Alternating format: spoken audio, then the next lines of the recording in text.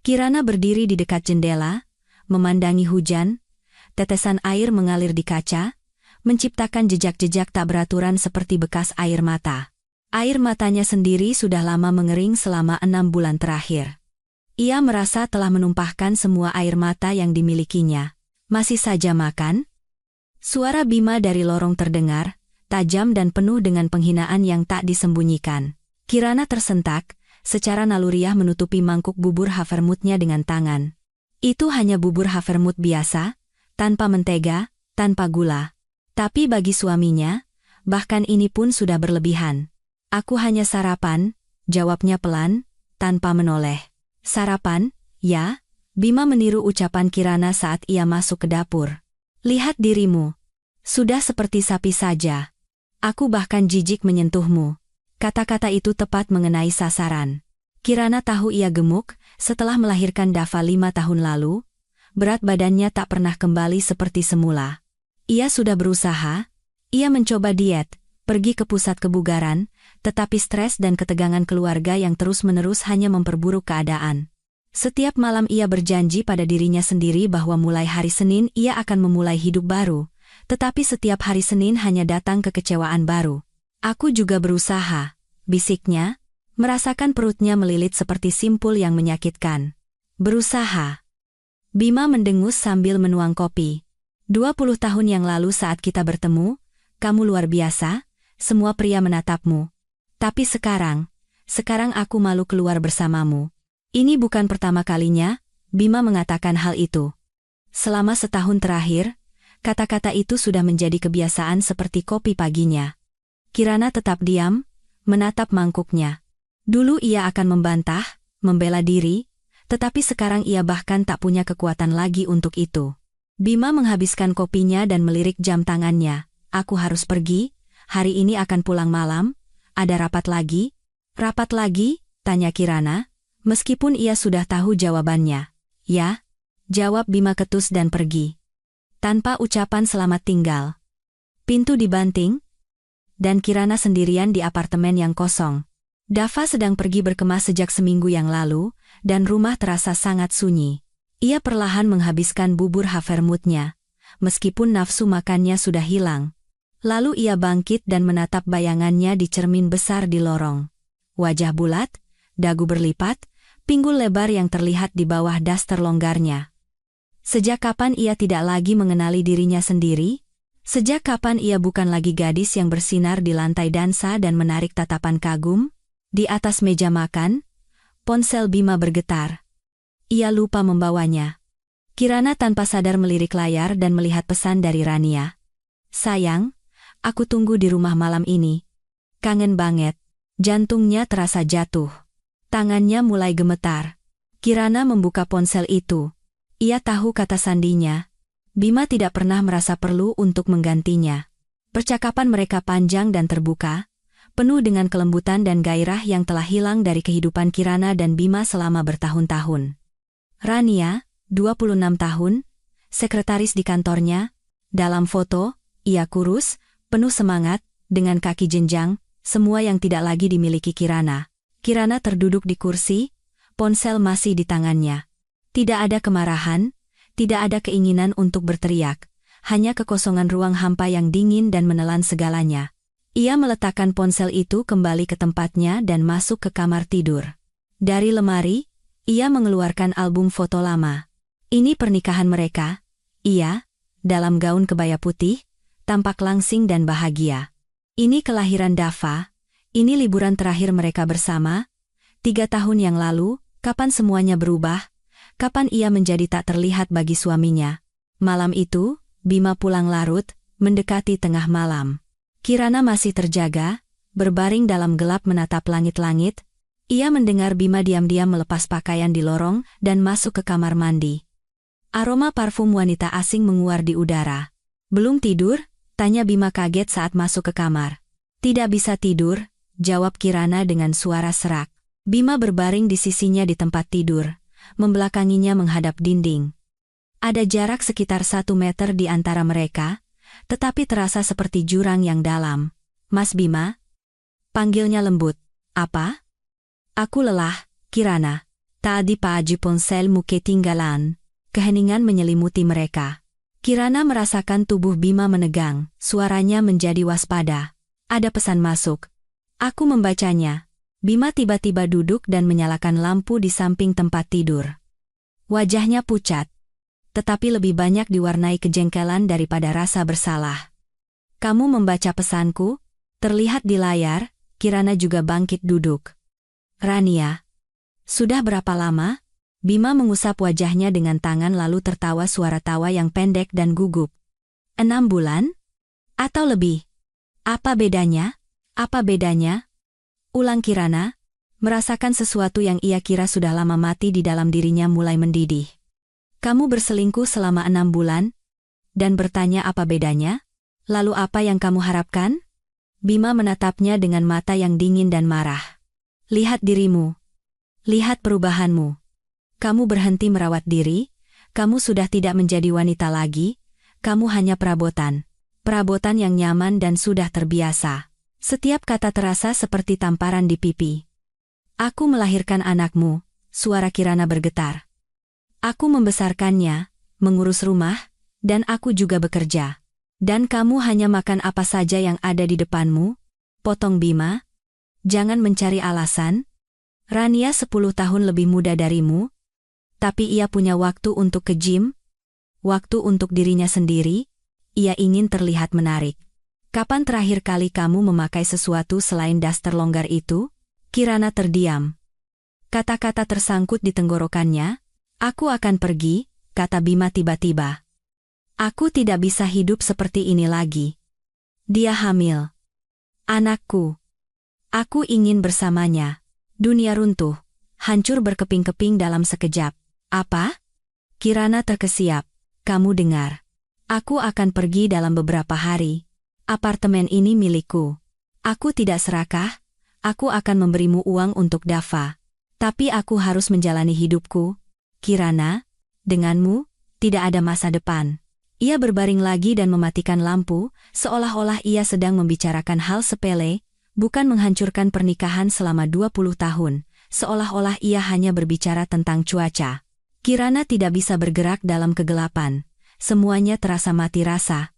Ia tidak menangis. Tidak ada air mata yang keluar. Hanya ada kekosongan yang begitu dalam hingga ia merasa akan jatuh dan menghilang di dalamnya.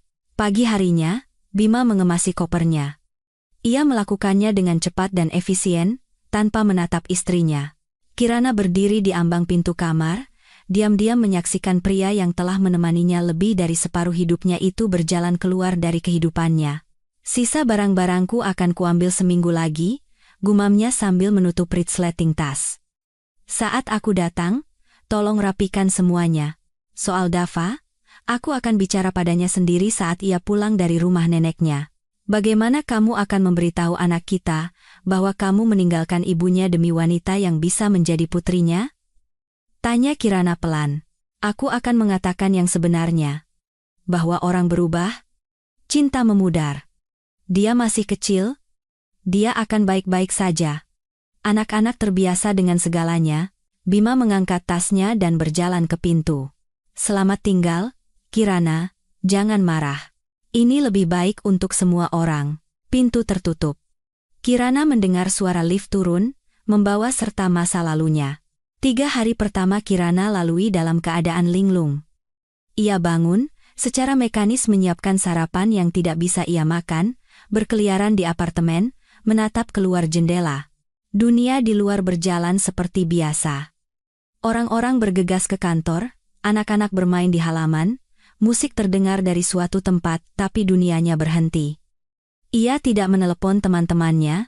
Ia tidak ingin mendengar simpati dalam suara mereka atau menerima nasihat yang tidak akan membantu. Ia tidak ingin melihat belas kasihan di mata mereka. Kasihan Kirana, suaminya meninggalkannya karena ia gemuk. Ia sudah bisa mendengar kata-kata itu di kepalanya dalam berbagai suara. Pada hari keempat, ia akhirnya keluar dari apartemen. Ia harus membeli bahan makanan, kulkasnya kosong. Kirana mengenakan celana jeans yang nyaris tidak muat, tunik longgar, mengambil dompet, dan melangkah keluar. Supermarket berada 2 blok dari apartemennya. Di jalan, ia bertemu tetangganya, Sari, yang sesekali mengobrol dengannya di lobi gedung. "Mbak Kirana," panggil Sari. "Lama tidak kelihatan. Apa kabar?" "Baik, baik." Kirana memaksakan senyum. "Mas Bima bagaimana?" "Jarang kelihatan akhir-akhir ini. Sedang dinas luar kota." Kirana berbohong, bergegas melewatinya agar tidak memberi kesempatan untuk melanjutkan percakapan. Di supermarket, ia secara mekanis mengisi keranjang belanjanya, beras merah, susu, roti, telur. Saat melewati bagian kue, ia berhenti. Di etalase ada ekler custard favoritnya. Bima selalu berkomentar setiap kali melihatnya di kulkas, "Sudah gemuk begitu, masih makan sampah seperti itu?" Kirana mengambil sekotak berisi 6 ekler dan memasukkannya ke dalam keranjang. Kemudian ia mengambil sebungkus keripik kentang dan sebatang coklat hitam yang ia sukai saat kuliah. Setibanya di rumah, ia duduk di meja makan dan melahap 3 ekler berturut-turut, lalu 2 lagi. Krim manis yang meleleh di mulutnya meredakan rasa sakitnya selama beberapa menit, tetapi kemudian rasa sakit itu kembali seperti gelombang yang lebih kuat, bersamaan dengan rasa jijik pada diri sendiri. Inilah sebabnya dia pergi. "Karena kamu bahkan tidak bisa mengendalikan dirimu sendiri?" Kirana melihat kotak kosong itu, dan akhirnya menangis. Isak tangis yang dalam dan pilu, pertama kalinya sejak ia masih kecil. Air mata mengalir di wajahnya, jatuh ke meja, ke tangannya. Ia menangis untuk tahun-tahun yang hilang, untuk harapan yang tak tercapai, dan untuk kenyataan bahwa sekarang tidak ada lagi yang akan memeluknya dan mengatakan bahwa ia mencintainya. Telepon berdering. Kirana menyeka wajahnya dan melihat layar. "Ibu Bima, Bu Ratna." Ibu mertuanya tidak pernah terlalu menyukainya. Percaya bahwa putranya pantas mendapatkan pasangan yang lebih baik. "Halo," Kirana mengangkat telepon. "Kirana, ini ibu." Suara ibu mertuanya dingin. "Ibu sudah dengar semuanya dari Bima. Biar Dava sama ibu selama musim panas ini. Anak itu tidak seharusnya melihat keadaanmu yang seperti itu." "Keadaan seperti apa, Bu?" tanya Kirana pelan. "Bima bilang kamu hancur total, depresi. Anak-anak tidak butuh itu. Begitu Dava pulang dari rumah Dina, ibu akan langsung menjemputnya. Selesaikan masalah kalian sendiri, jangan libatkan anak itu. Ibu tidak punya hak." "Aku punya hak untuk mengurus cucuku," potong Bu Ratna. "Bima harus memulai hidup baru. Dan kamu, salahkan dirimu sendiri. Kirana, seharusnya kamu menjaga dirimu lebih baik." Telepon ditutup. Ibu mertuanya telah memutus panggilannya. Kirana meletakkan ponsel di atas meja dan menatapnya dengan pandangan kosong. Semuanya sudah berakhir. Semua orang menentangnya. Bahkan mereka memperlakukannya seperti penderita kusta dan mencoba mengambil Dava darinya. Ia bangkit dan berjalan ke cermin di lorong. Ia menatap dirinya sendiri lama, dengan seksama. Wajah bengkak karena menangis, rambut kusam yang diikat asal-asalan, tunik longgar yang menyiratkan lipatan lemak di perutnya. Salahkan dirimu sendiri. Mungkin mereka benar. Mungkin ini semua memang salahnya. Jika ia tidak menjadi gemuk, jika ia tetap menjadi gadis langsing itu, Bima tidak akan pergi. Ia tidak akan jatuh cinta pada Rania dengan kaki jenjang dan perut rata. Kirana kembali ke dapur dan membuka laptopnya. Ia membuka media sosial dan menemukan akun Bima. Ia tidak menyembunyikan hubungan mereka. Di sanalah Rania. Tinggi, langsing, dengan bibir merah menyala dan senyum putih cemerlang. Mereka berpelukan dengan latar belakang laut, minum kopi di kafe, tertawa sambil saling menatap. Di foto terakhir, yang diunggah 2 hari lalu, Rania mengenakan gaun ketat, dan perutnya sedikit membuncit. Keterangannya berbunyi, "Kebahagiaan kami yang akan segera datang." Ratusan suka dan komentar, ucapan selamat. Pasangan yang serasi sekali. Semoga bahagia. Kirana menutup laptopnya. Tangannya gemetar. Kemarahan yang membara muncul di dalam dirinya. Keinginan untuk berteriak, memecahkan piring, menghancurkan segala sesuatu di sekitarnya. Tapi ia tidak melakukannya. Sebaliknya, ia membuka kulkas lagi, mengambil ekler terakhir yang tersisa, dan memakannya sambil menatap kosong. Lalu ia pergi ke kamar mandi dan menatap bayangannya di cermin untuk waktu yang lama. Pipi tembam, dagu berlipat, tubuh yang melebar. Kapan ini terjadi? Kapan ia menjadi bukan dirinya lagi? Ia ingat saat Bima melihatnya di pesta kampus 20 tahun yang lalu, mendekatinya, dan mengajaknya berdansa. Ia ingat mereka berdansa semalaman, dan Bima mengatakan bahwa ia adalah wanita tercantik di dunia. Ia ingat Bima melamarnya di atap asrama, di bawah bintang-bintang, berjanji akan mencintainya selamanya, dalam suka dan duka. Ia ingat saat proses persalinan yang panjang dan sulit, Bima memegang tangannya dan mengatakan bahwa ia adalah wanita terkuat yang pernah ia kenal. Ia ingat Bima menangis bahagia saat melihat Dava. Kapan semuanya berubah? Mungkin secara bertahap. Beberapa kilogram pertama setelah melahirkan. Lalu beberapa kilogram lagi. Kurang tidur, stres, kelelahan yang tak ada habisnya, rutinitas harian yang menyedotnya seperti rawa, pekerjaan, rumah, anak. Tidak ada waktu untuk memikirkan diri sendiri, dan ketika ada waktu, Kirana hanya ambruk karena kelelahan. Bima juga berubah. Ia bekerja lebih banyak, pulang lebih larut, lebih jarang memeluk, lebih jarang mencium, dan lebih sering mengkritik. Awalnya dengan lembut, dengan humor, "Sayang, kamu perlu ke gym deh. Gaun itu sepertinya tidak akan muat lagi," lalu lebih kasar, "Kurangi berat badanmu." Dan kemudian dengan penghinaan, menjijikkan. Dan ia mempercayai kata-katanya. Ia percaya bahwa ia salah, bahwa ia tidak cukup berusaha, bahwa ia adalah istri yang buruk. Kirana kembali ke dapur dan duduk di meja. Ia mengambil buku catatan dan pulpen. Ia mulai menulis daftar. Rencana ke depan. 1. Perceraian. 2. Tunjangan anak. 3. Pekerjaan. 4. Dava. 5. Aku. Ia menatap butir terakhir untuk waktu yang lama. Aku. Siapa dia sekarang? Seorang istri yang dicampakkan demi wanita yang lebih muda? Seorang ibu tunggal? Seorang wanita gemuk yang gagal? Tidak, itu bukan dirinya sepenuhnya. Dulu ia berbeda. Dulu ia punya mimpi, rencana, tujuan. Apa yang terjadi pada gadis yang ingin membuka studio desain interiornya sendiri, yang membuat sketsa ide-ide dan memimpikan proyek-proyek besar? Ia tenggelam dalam kehidupan rumah tangga, dalam keibuan, dalam upaya untuk menyenangkan seorang suami yang pada akhirnya tetap pergi. Kirana tiba-tiba bangkit, masuk ke kamar tidur, dan membuka lemari Bima, setelan jas, kemeja, dasi semuanya tergantung rapi, disetrika. Ia selalu merawat lemarinya, menyetrika kemejanya, membawa setelannya ke penatu. Ia mulai melempar pakaiannya satu persatu ke lantai. Setelan yang Bima kenakan pada ulang tahun pernikahan mereka tahun lalu. Kemeja yang ia berikan sebagai hadiah ulang tahun. Dasi yang ia pakai saat wisuda TK Dava. Pakaian-pakaian itu jatuh ke lantai, membentuk tumpukan tak berbentuk. Kirana berhenti, terengah-engah. Apa yang ia lakukan? Apa gunanya ini? Ia terduduk di lantai di samping tumpukan pakaian, dan mulai menangis lagi. Diam-diam, tanpa isak, air mata hanya mengalir. Dan ia tidak berusaha menghentikannya. Keesokan harinya, Kirana bangun dengan pikiran yang jernih. Sesuatu di dalam dirinya seolah telah bergeser dalam semalam. Ia tidak ingin lagi berbaring dan mengasihani diri sendiri. Ia tidak ingin lagi menjadi korban. Ia bangkit dan mandi. Untuk pertama kalinya dalam seminggu, ia membersihkan dirinya dengan benar, mencuci rambutnya. Kemudian, dari lemari, ia mengambil daster-daster lama Bima dan membawanya ke pintu depan bersama dengan tumpukan pakaian lainnya. Nanti ia akan menyumbangkannya ke panti asuhan atau membuangnya begitu saja. Tidak masalah. Kirana menelepon kantornya.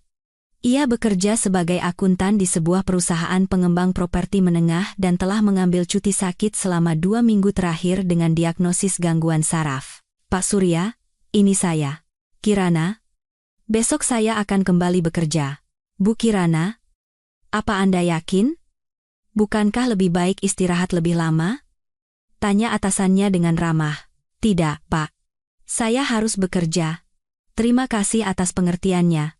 Pekerjaan akan mengalihkan perhatiannya dan membantunya mendapatkan kembali rasa normal. Setelah menutup telepon, Kirana duduk di depan komputer dan mulai meneliti tentang perceraian. Prosedur, dokumen, berapa lama waktu yang dibutuhkan. Ia mengetahui bahwa dengan anak di bawah umur, perceraian harus melalui pengadilan. Ia harus mengajukan gugatan, mengumpulkan dokumen, menetapkan jadwal pertemuan dengan anak. Ia mencatat nomor telepon seorang pengacara yang berspesialisasi dalam urusan keluarga. Besok ia akan menelepon untuk membuat janji konsultasi. Kemudian ia memeriksa rekening bersama mereka. Rekening itu atas nama mereka berdua, Kirana dan Bima, tetapi tidak banyak uang yang tersisa. Sekitar 50 juta rupiah. Sepertinya Bima telah menarik sebagian besar uangnya sebelum pergi. Kirana mentransfer uang itu ke rekening pribadinya, uang itu juga miliknya. Ia juga bekerja, berkontribusi pada keluarga, apartemen itu atas namanya, warisan dari orang tuanya yang telah meninggal 10 tahun lalu, setidaknya sedikit stabilitas. Kirana menatap foto Dava di rak, putranya yang berusia 5 tahun dengan wajah tersenyum. Putranya. Satu-satunya orang yang pasti mencintainya, dan ia tidak akan membiarkan ibu mertuanya mengambil anak itu. Tidak akan pernah. Ia menekan nomor telepon sepupunya, Dina, tempat Dava menginap. Mbak Dina, anakku baik-baik saja? Kirana? Sapa sepupunya dengan gembira. Tentu saja. Kami pergi ke taman, makan es krim. Dia bertanya kapan ayahnya akan datang. Apa yang harus kukatakan? Kirana menelan ludah yang terasa mengganjal di tenggorokannya. Katakan ayahnya sibuk. Aku akan menjemputnya dan menjelaskan semuanya sendiri. Mbak, aku minta tolong. Mungkin Bu Ratna akan menelepon dan memintamu menyerahkan Dava. Tolong jangan lakukan itu. Ada apa? Suara Dina menjadi cemas. Mas Bima meninggalkanku demi wanita lain. Dan sekarang ibu mertuaku ingin mengambil cucunya. Keheningan di seberang telepon. Ya Tuhan, Kirana, kenapa kamu tidak bilang dari awal? Aku tidak bisa, Mbak. Tolong jangan serahkan Dava kepada siapapun selain aku. Aku akan datang dalam beberapa hari. Baiklah. Tentu saja. Dik. Tentu saja. Cepatlah datang. Aku menunggumu. Setelah panggilan itu, Kirana merasa sedikit lega. Dava aman. Itu yang terpenting. Ia berjalan ke dapur, membuka kulkas, dan melihat sisa ekler, koklat, dan keripik. Kirana menatap semua jejak pelampiasannya dengan pandangan kosong. Kemudian, dengan tegas, ia mengambil kantong sampah dan membuang semuanya ke tempat sampah. Cukup, katanya dengan suara keras. Cukup sudah menyalahkan diri sendiri dan menenggelamkan masalah dalam makanan. Ia mengambil ponselnya dan mencari pusat kebugaran terdekat secara online. Keanggotaannya tidak murah, tetapi saat ini, itu adalah hal yang paling penting. Ia mendaftar untuk kelas uji coba besok malam. Ia juga mencari kelompok dukungan untuk wanita yang mengalami perceraian. Ada pertemuan online setiap hari Selasa dan Kamis. Kirana mendaftar. Mungkin di sana ia bisa menemukan orang-orang yang akan memahaminya. Saat malam tiba, ia punya rencana, jelas dan terstruktur. 1. Kembali bekerja. 2. Mengajukan gugatan cerai melalui pengacara. 3. Menjemput Dava. 4. Mulai berolahraga. 5. Mencari psikolog. 6. Menemukan kembali diriku. Butir terakhir adalah yang paling penting dan paling menakutkan. Menemukan kembali diriku. Kembali ke gadis yang percaya pada kekuatannya, yang punya mimpi dan tujuan. Kirana tidur lebih awal. Untuk pertama kalinya dalam beberapa hari, ia tidur nyenyak, tanpa mimpi buruk atau terbangun di tengah malam. Ia bangun jam 7 pagi. Ia melakukan latihan sederhana selama 15 menit yang ia temukan online. Otot-ototnya sakit, tubuhnya tidak patuh, tetapi ia menyelesaikannya. Kemudian ia sarapan, bubur havermut dengan apel dan teh hijau. Di kantor, rekan-rekannya menyambutnya dengan hati-hati, dengan simpati di mata mereka. Pak Surya memanggilnya ke ruangannya. Bu Kirana, Anda baik-baik saja? Apa tidak sebaiknya Anda istirahat lebih lama? Saya baik-baik saja, Pak. Sungguh. Saya harus bekerja. Atasannya menatapnya dengan saksama. Baiklah. Tapi jika ada apa-apa, tolong beritahu saya. Dan satu hal lagi. Teman saya seorang psikolog yang baik. Mungkin jika Anda butuh, Anda bisa menghubunginya. Kirana mengambil kartu nama itu dan mengucapkan terima kasih. Air mata hampir menetes karena kebaikan yang tak terduga itu. Tetapi ia menahannya, pekerjaan mengalihkan perhatiannya. Angka, laporan, transaksi tugas-tugas rutin yang tidak membutuhkan emosi. Itu menenangkan dan terasa akrab. Malam itu, Kirana pergi ke pusat kebugaran. Kelas uji coba adalah kelas kelompok, campuran aerobik dan peregangan. Ia berdiri di belakang ruangan dengan celana training longgar dan kaos, merasa minder. Di sekelilingnya, semua wanita langsing dengan legging berwarna cerah, bergerak dengan percaya diri. Jangan malu. Senyum seorang instruktur, seorang wanita berusia 30-an dengan rambut pendek. Bergeraklah sesuai kecepatan Anda sendiri. Yang penting adalah memulai, dan Kirana memulai. Itu sulit. Setelah 10 menit, ia terengah-engah. Wajahnya memerah, kaosnya basah oleh keringat dan menempel di tubuhnya. Tapi ia terus bergerak. Ketika ia benar-benar tidak bisa mengikuti, ia memperlambat kecepatan, tetapi tidak berhenti. Setelah kelas selesai, instruktur mendekatinya. Bagaimana rasanya? Berat? Kirana mengakui dengan jujur, menyeka wajahnya dengan handuk. Awalnya selalu berat. Tapi Anda tidak menyerah, dan itu sudah hebat. Datanglah lagi. Saya jamin, dalam sebulan akan jauh lebih mudah. Setibanya di rumah, Kirana mandi dan langsung tidur. Seluruh tubuhnya sakit, tetapi itu adalah rasa sakit yang menyenangkan. Rasa sakit karena usaha, bukan penderitaan jiwa. Ia mengambil ponselnya dan melihat pesan dari Bima. Jumat aku akan mengambil barang-barangku. Sekitar jam 6 sore. Singkat dan formal, seolah-olah mereka bukan orang yang telah hidup bersama selama 20 tahun, melainkan hanya tetangga. Kirana meletakkan ponselnya dan menatap langit-langit. Jumat? Besok lusa? Ia punya waktu 2 hari untuk bersiap. Kamis berlalu dengan cepat. Kirana membuat janji konsultasi dengan pengacara. Pak Gunawan. Untuk hari Sabtu. Ia membeli sepatu kets baru untuk berolahraga. Ia merapikan apartemen, secara sistematis menyingkirkan jejak keberadaan Bima, foto-foto dalam bingkai, cangkir kopi favoritnya, kacamata cadangan yang ia tinggalkan di nakas. Ia memasukkan semuanya ke dalam kardus dan meletakkannya di dekat pintu, agar Bima mengambilnya dan tidak pernah kembali lagi. Malam itu, ia bergabung dengan pertemuan kelompok dukungan online pertamanya. Kirana menyalakan komputer dan masuk ke konferensi video. Di layar muncul 7 wanita dari berbagai usia, semuanya dengan ekspresi yang mirip lelah, terluka, tetapi dengan sesuatu yang lain, mungkin harapan. Selamat malam, sapa seorang fasilitator, seorang wanita berusia 50-an dengan suara lembut. Kita punya anggota baru hari ini. Jika Anda siap, silakan perkenalkan diri. Kirana menarik napas dalam-dalam. Nama saya Kirana. Seminggu yang lalu, suami saya meninggalkan saya demi wanita lain. Wanita itu sedang hamil. Kata-kata itu keluar dengan susah payah, tetapi ia melanjutkan. Dia bilang itu salah saya, bahwa saya gemuk dan menjijikan. Dan saya, hampir percaya bahwa itu benar. Hampir? Tanya fasilitator. Ya. Hampir? Kirana membenarkan. Tapi sekarang saya mencoba untuk menemukan diri saya kembali. Saya tidak tahu apakah saya bisa, tapi saya sedang berusaha. Wanita-wanita lain mengangguk mengerti. Salah satu dari mereka, seorang wanita berambut merah berusia 30-an, angkat bicara. Saya punya cerita yang mirip. Mantan suami saya meninggalkan saya karena saya tidak bisa punya anak. Dia bilang saya cacat. Selama 2 tahun saya percaya ada yang salah dengan saya. Lalu saya sadar, masalahnya bukan pada saya, tetapi pada orang yang menghina orang yang dicintainya.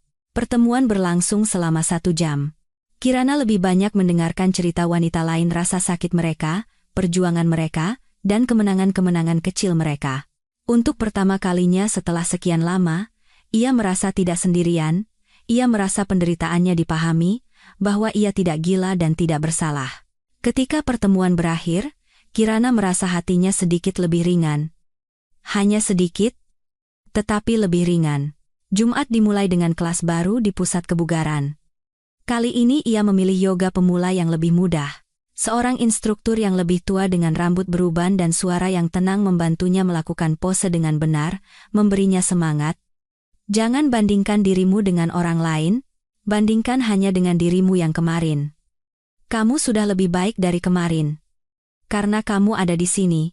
Setelah kelas, Kirana pergi ke kafe di seberang pusat kebugaran dan memesan salad sayuran dan teh hijau. Di meja sebelah, duduk sekelompok wanita muda. Mereka tertawa, membicarakan sesuatu, salah satu dari mereka mengatakan sesuatu, dan semua orang tertawa terbahak-bahak. Melihat mereka, ia bertanya-tanya kapan terakhir kali ia tertawa seperti itu, kapan ia merasa ringan dan tanpa beban. Ia tidak ingat. Ia mengeluarkan ponselnya dan membuka foto-foto lama. Dia di pesta kampus, dengan gaun pendek dan lipstik cerah, tertawa dan berpelukan dengan teman-temannya. Dia di wisuda, dengan gaun merah, langsing dan bahagia. Dia berlibur pertama kali dengan Bima di pantai, dengan pakaian renang, tubuh kencang dan kecokelatan. Gadis itu ada, dia nyata. Kemana dia pergi? Kirana menutup foto-foto itu dan menatap bayangannya di cermin di dinding kafe. Wajah bulat, tanpa riasan, rambut diikat ke belakang. Jaket olahraga menyembunyikan bentuk tubuhnya. Aku akan menemukanmu, janjinya, pada bayangannya dengan lembut, aku janji. Ia kembali ke rumah pukul 5 sore. 1 jam sebelum Bima datang. Kirana berganti pakaian dengan jeans dan sweater. Menyisir rambutnya, bahkan memakai sedikit lipstik merah muda pucat. Bukan untuk Bima, tapi untuk dirinya sendiri. Saat ia sedang minum teh di dapur, bel pintu berbunyi. Tepat pukul 6 sore, Kirana membuka pintu. Di ambang pintu berdiri, Bima dengan 2 tas besar. Ia tampak baik-baik saja. Kemeja baru, potongan rambut baru, sepertinya ia sedikit lebih kurus. "Hai," katanya sambil masuk. "Aku datang untuk mengambil barang-barangku." Kirana menyingkir. Semuanya sudah di dalam kardus, di samping lemari. Bima masuk ke kamar tidur. Kirana tetap di dapur, tidak ingin melihatnya mengumpulkan sisa-sisa terakhir dari kehidupan mereka bersama. Sekitar 20 menit berlalu, Bima keluar dengan tas yang penuh. "Sepertinya sudah semua," katanya sambil melihat sekeliling. "Mas Bima, soal perceraian. Aku sudah mencari tahu semuanya," potong Kirana. "Senin aku akan mengajukan gugatan. Aku ingin tunjangan anak ditetapkan secara resmi dan jadwal pertemuan juga." Bima mengerutkan kening. "Kamu tahu, aku sekarang punya keluarga lain. Aku tidak bisa memberimu banyak. Kamu akan membayar sesuai yang ditetapkan pengadilan," kata Kirana tegas. "Dava adalah putramu, dan kamu wajib menafkahinya." "Kirana, jangan mempersulit. Mari kita selesaikan ini seperti orang beradab." "Beradab?" Ia mendengus. "Kamu meninggalkan putramu tanpa pamit, kamu bilang aku menjijikkan. Apakah itu yang kamu sebut beradab?" Bima mengatupkan bibirnya. "Aku mengatakannya karena marah. Jangan dianggap serius. Pergilah. Mas Bima. Pergi saja. Pengacaraku akan menghubungimu." Ia berdiri sejenak, seolah ingin mengatakan sesuatu, tetapi kemudian berubah pikiran. Ia mengangkat tasnya dan berjalan ke pintu. "Kau tahu," katanya tiba-tiba di ambang pintu, "aku kira kamu akan menangis, memohon agar aku kembali. Tapi kamu, sepertinya kamu sedikit lebih kurus." "Pergi," ulang Kirana. Bima mengangkat bahu dan pergi. Pintu tertutup. Kirana berdiri di tengah lorong, bernapas dalam-dalam dan perlahan. Ia tidak menangis, tidak berteriak, tidak jatuh ke lantai. Ia hanya berdiri dan bernapas. Dan tersenyum. Senyum tipis. Tetapi ia tersenyum. Ia telah memenangkan ronde pertama. Ia tidak hancur. Ia tidak memohon. Ia tidak menunjukkan kelemahan. Kirana masuk ke dapur, dan duduk di meja. Ia membuka buku catatan tempat ia menulis rencananya. Hari ke-7, Bima mengambil barang-barangnya. "Aku tidak menangis, aku lebih kuat dari yang kukira." Ia menutup buku catatan itu dan menatap keluar jendela. Matahari terbenam, mewarnai langit dengan warna oranye dan merah muda. Kehidupan baru-baru saja dimulai. Sabtu dimulai dengan kunjungan ke kantor pengacara. Kirana bangun pagi dengan pikiran jernih dan tekad yang kuat. Ia mengenakan gaun biru tua yang tidak pernah ia pakai selama 2 tahun. Agak sempit, tetapi resletingnya bisa ditutup. Ia menata rambutnya, merias wajah, dan saat menatap dirinya di cermin, ia melihat perubahan. Kecil, hampir tak terlihat, tetapi perubahan itu ada. Pak Gunawan, seorang pria berusia 50-an dengan rambut beruban di pelipis dan tatapan yang cermat, menyambutnya di kantornya yang bergengsi. "Ceritakan semuanya," katanya sambil membuka buku catatannya. Kirana menceritakan semuanya. Perselingkuhan, penghinaan, kekasih yang hamil, keinginan ibu mertua untuk mengambil anaknya. Ia menceritakannya dengan tenang, tanpa air mata, hanya menyatakan fakta. Pak Gunawan mendengarkan, membuat catatan, sesekali mengajukan pertanyaan untuk klarifikasi. "Baiklah," katanya setelah Kirana selesai. "Situasinya tidak menyenangkan, tetapi bisa diselesaikan. Apartemen atas nama Anda itu keuntungan. Anak di bawah umur pengadilan hampir selalu memberikan hak asuh kepada ibu, kecuali ada keadaan luar biasa. Tunjangan anak 25% dari penghasilan ayah untuk satu anak. Hak bertemu kita akan menjadwalkannya sesuai keinginan Anda. Bagaimana jika ibu mertua saya mengajukan gugatan hak asuh?" tanya Kirana. "Tanpa dasar, ia tidak akan berhasil. Anda punya pekerjaan, tempat tinggal, dan Anda tidak pernah dicabut hak asuhnya. Nenek bisa mengajukan gugatan, tetapi kemungkinannya kecil. Jangan khawatir." Kirana merasakan gelombang kelegaan. Untuk pertama kalinya setelah sekian lama, ia merasa berdiri di tanah yang kokoh. "Saya akan menyiapkan dokumennya," lanjut Pak Gunawan. "Anda perlu menyiapkan surat nikah, akta kelahiran Dava, dan sertifikat apartemen. Minggu depan kita akan mengajukan gugatan ke pengadilan." "Terima kasih," Kirana berdiri. "Terima kasih banyak." Saat keluar dari kantor, ia merasa seperti seorang pejuang sebelum pertempuran.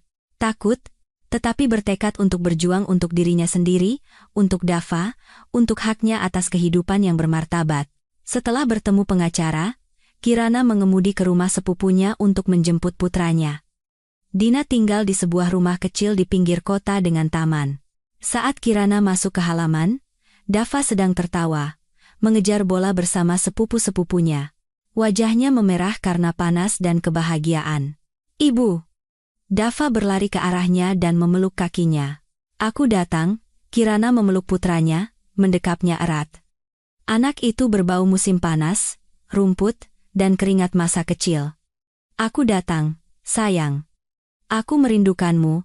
"Ayah tidak datang?" Kirana menatap Dina. Sepupunya mengangguk mengerti dan membawa anak-anak lain ke dalam. "Dava."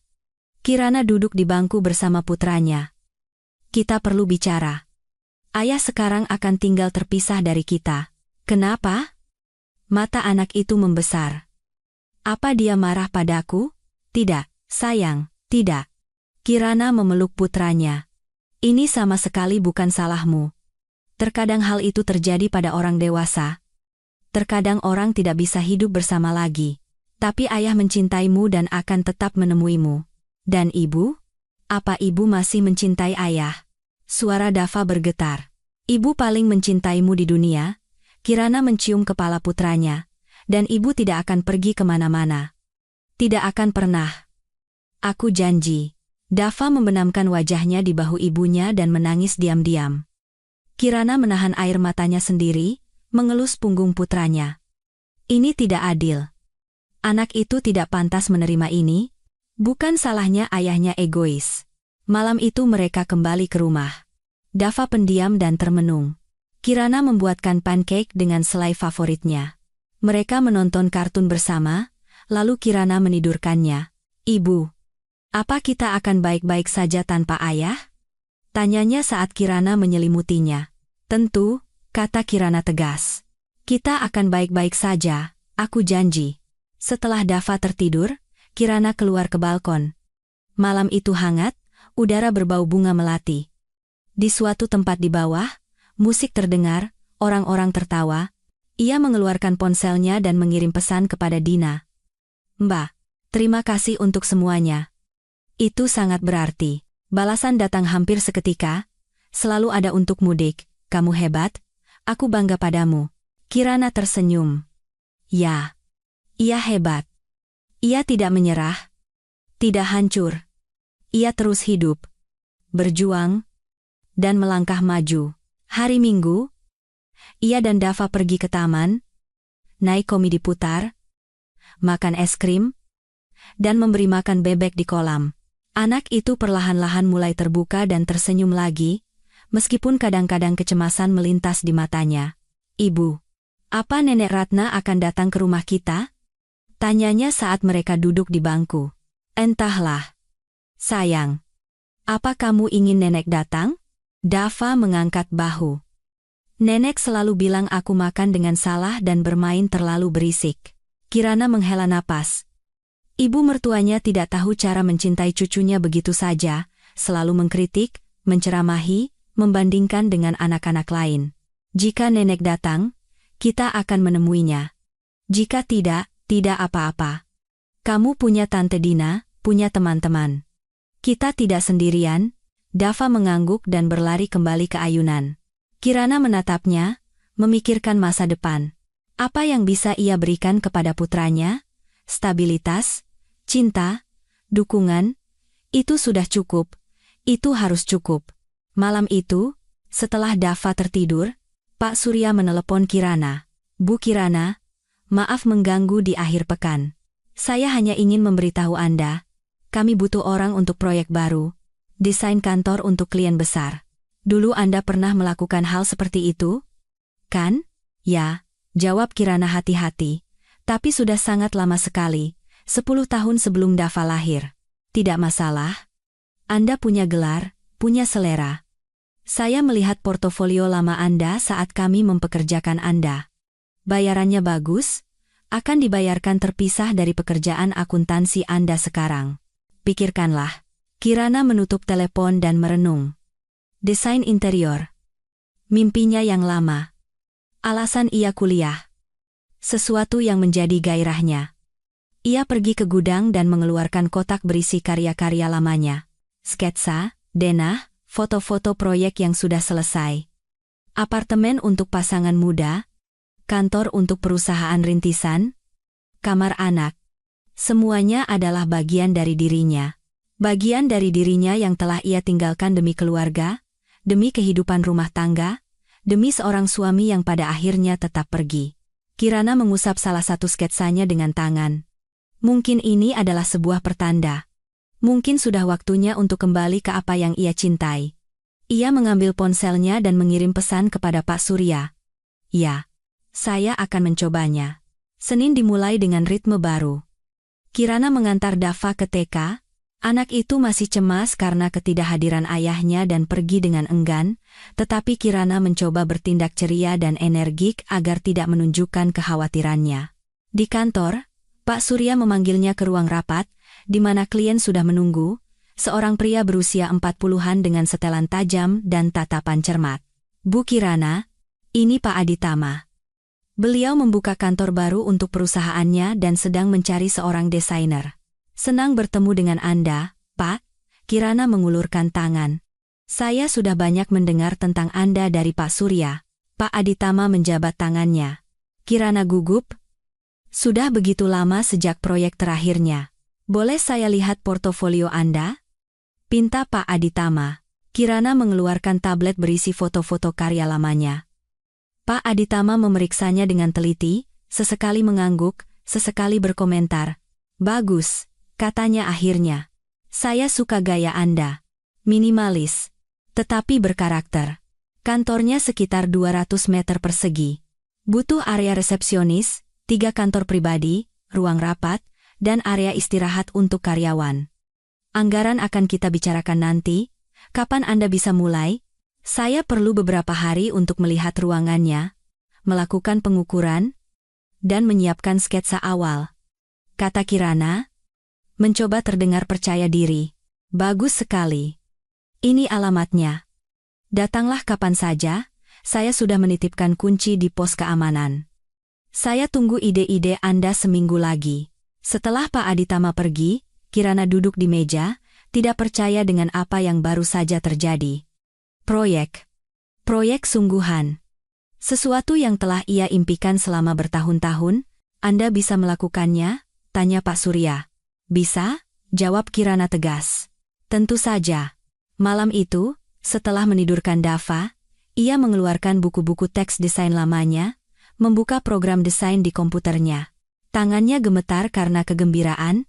Ini adalah sebuah kesempatan untuk menemukan kembali dirinya. Kesempatan untuk membuktikan bahwa ia bukan hanya seorang istri yang dicampakkan, tetapi seorang profesional berbakat, seorang individu. Selasa, Kirana pergi meninjau lokasi. Dinding putih kosong, jendela besar, langit-langit tinggi. Ia berjalan melalui ruangan-ruangan, mengukur, mengambil foto, dan di kepalanya ide-ide sudah mulai terbentuk. Nada terang, bahan alami, banyak udara dan cahaya, fungsionalitas yang elegan. Ia menghabiskan 2 jam di sana, membuat sketsa di buku catatannya. Saat ia pergi, ia merasa hidup benar-benar hidup, untuk pertama kalinya dalam beberapa tahun. Malam harinya di pusat kebugaran, instrukturnya memperhatikan perubahan itu. Bu Kirana, Anda melakukannya dengan sangat baik. Perbedaannya sudah terlihat. Postur Anda lebih baik, gerakan Anda lebih percaya diri. Benarkah? Kirana menatap dirinya di cermin. Memang benar. Sesuatu telah berubah. Mungkin belum penampilannya, tetapi cara ia membawa dirinya, ekspresi wajahnya. Tentu saja. Teruslah bekerja keras. Dalam beberapa minggu, tidak ada yang bisa menghentikan Anda. Setibanya di rumah, Kirana menimbang badan, turun 3 kilogram dalam 2 minggu, bukan perubahan besar, tetapi ini adalah awal. Rabu, Bu Ratna menelepon. Suaranya masih dingin. Kirana, Ibu mau bertemu cucu Ibu. Sabtu Ibu akan datang. Ya, jawab Kirana tenang. Datanglah jam 3. Dan aku ingin bicara 4 mata denganmu. Tentang apa? Nanti kau akan tahu. Kirana menutup telepon dengan berat hati. Apalagi yang direncanakan ibu mertuanya. Tapi ia tidak akan gentar. Tidak sekarang. Ketika ia baru saja mulai mendapatkan kembali hidupnya. Kamis dan Jumat berlalu dengan sibuk mengerjakan proyek. Kirana bekerja sampai larut malam setelah Dava tidur, membuat sketsa, memilih bahan, menyusun anggaran. Ia lupa waktu, lupa makan, benar-benar tenggelam dalam proses kreatif. Pada hari Sabtu, versi pertama proyeknya selesai. Ia melihat hasilnya dan tersenyum. Ini bagus, mungkin sangat bagus. Sabtu, tepat pukul 3, bel pintu berbunyi. Di ambang pintu berdiri, Bu Ratna dengan tas hadiah untuk Dava. Aku datang. Katanya ketus sambil masuk. Silakan masuk, Bu. Kirana menyingkir. Nenek. Dava berlari keluar dari kamarnya dan memeluk kaki Bu Ratna. Oh, cucuku. Ibu mertuanya mengelus kepala anak itu. Nenek bawakan mainan. Pergi, lihatlah. Dava mengambil tas itu dan berlari ke kamarnya. Bu Ratna melepas mantelnya dan berjalan ke dapur seolah-olah itu rumahnya sendiri. Kita perlu bicara, katanya sambil duduk di meja makan. Saya mendengarkan. Kirana duduk di seberangnya. Aku dengar dari Bima kau akan menggugat cerai. Pengacara saya sedang menyiapkan gugatannya. Akan didaftarkan minggu depan. Bu Ratna mengerucutkan bibirnya. Jadi kau yang menghancurkan keluarga? Yang menghancurkan keluarga adalah Mas Bima dengan wanita simpanannya, jawab Kirana tenang. Laki-laki bisa berbuat salah. Kau harus tahu cara memaafkan, cara menutup mata pada beberapa hal. Aku hidup seperti itu dengan ayah mertuamu seumur hidupku. Mungkin itu sebabnya ayah tidak menghormati ibu, kata Kirana pelan tapi tegas. Memaafkan perselingkuhan terus-menerus bukanlah kekuatan, itu kelemahan. Saya tidak ingin hidup seperti itu. Lalu bagaimana kau mau hidup? Suara Bu Ratna meninggi karena marah. Sebagai janda cerai dengan anak, kau bahkan tidak bisa mengurus dirimu sendiri. Lihat dirimu. Saya sedang melihat. Kirana bangkit dan berjalan ke cermin di lorong, dan tahu apa yang saya lihat? Saya melihat seorang wanita yang berhenti bersembunyi, yang berjuang dan mulai hidup kembali. Ya, saya tidak langsing. Tapi saya sedang berusaha, dan saya melakukannya bukan untuk putra ibu, tapi untuk diri saya sendiri. Bima bilang kau menuntut tunjangan anak. Dava berhak dinafkahi oleh ayahnya. Itu bukan tuntutan saya, itu hukum.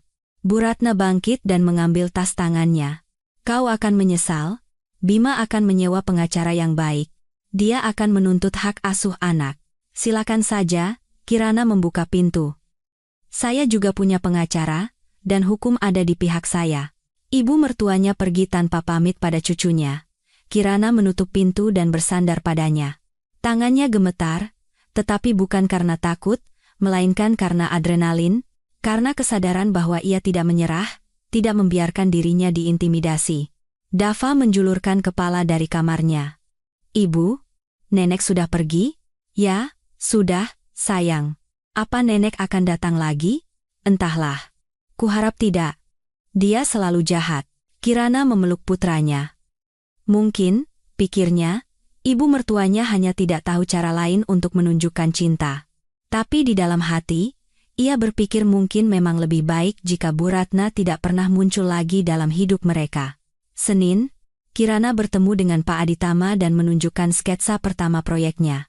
Sepanjang perjalanan ke kantornya, ia merasa cemas. Memeriksa file di tabletnya untuk ke-100 kalinya, merapikan rambutnya di depan pintu masuk.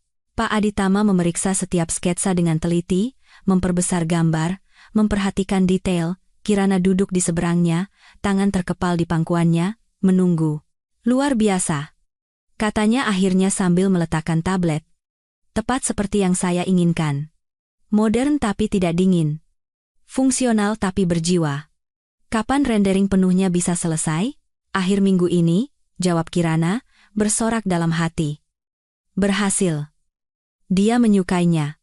Sempurna. Dan mari kita bicarakan kontrak. Pak Surya sudah mengirimkan penawaran Anda, saya setuju. Bahkan ada bonus jika selesai tepat waktu. Saat keluar dari kantor, Kirana hampir tidak bisa menahan senyumnya. Ini adalah kemenangan. Kemenangan kecil, tetapi nyata.